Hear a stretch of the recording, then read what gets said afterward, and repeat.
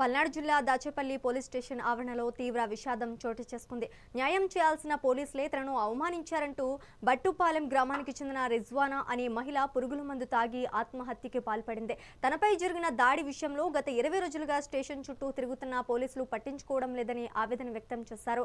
Dachepalli CI Ponnuru Bhaskar తన వద్ద 20,000 రూపాయల లంచం తీసుకోవడమే కాకుండా ప్రశ్నిస్తే అసభ్యకరంగా మాట్లాడుతూ బయటకు గెంటేశారని బాధితురాలు ఆరోపించారు. ఎస్మీని కలిసిన ఫలితం లేకపోవడంతో మనస్తాపం చెందిన ఆమె స్టేషన్ ముందే ఈ కఠిన నిర్ణయం తీసుకున్నారు. గమనించిన పోలీసులు ఆమెను వెంటనే 108 వాహనంలో గురజాల ప్రభుత్వ ఆసుపత్రికి తరలించారు.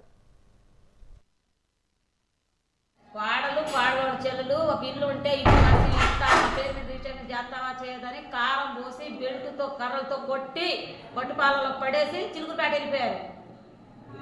వాడికి ఇల్లు రాసియాలంట. వాళ్ళతో నానా యాత్ర పడుతున్నా, నేను చిత్ర హింసలు పెడుతున్నారు నాకు. నేను అందుకనే కేసు పెట్టాను. వాళ్ళ దెబ్బలు తట్టుకోలే కేసు పెట్టాను. రమాదేవి మనేషా బట్టుపాలెం అండి. మా ఆవిడ నేను ఇద్దరం గొడవ పడ్డాం. పడితే మా మరదలు వచ్చి మా అమ్మని కారం పుచ్చి గుడ్డు కారం తీసుకొని కొట్టింది సార్. అయితే మా అమ్మ 20 రోజుల నుంచి గత 20 రోజుల స్టేషన్ వచ్చి తిరుగుతుంది. అయినా ఎస్ఐ గారు సిఐ గారు పట్టించుకోవట్లా. 2 రోజుల క్రితం ఎస్పీ గారి దగ్గర వెళ్ళి కూడా వచ్చింది. రాత్రి స్టేషన్ దగ్గరకు వస్తే సిఐ గారు నువ్వు ఎవరితివే, నువ్వు ఎవరు రావటానికి అని చెప్పి మా అమ్మ చేయబట్టుకొని లాగి ఇస్త్రీ బయటకు నెట్టేసింది సార్. అంత అవసరం ఏంది? ఇన్నాళ్ళు మేము 20 రోజులు బట్టి మా అమ్మ తిరుగుతుంటే కనీసం ఈ స్టేషన్ వాళ్ళు పట్టించుకోలేదు సార్. ఇప్పుడు మా అమ్మకు జరిగితే దాని బాధ్యత సిఐ గారు ఉంటారా? ఎస్పీ ఆఫీస్కి వెళ్ళారు కదా, ఈ పురుగుల మందు ఎందుకు తాగింది? ఎందుకంటే సిఐ గారు రాత్రి తిట్టింది సార్ మా అమ్మగారిని. తిట్టాల్సినంత అవసరం ఏంది?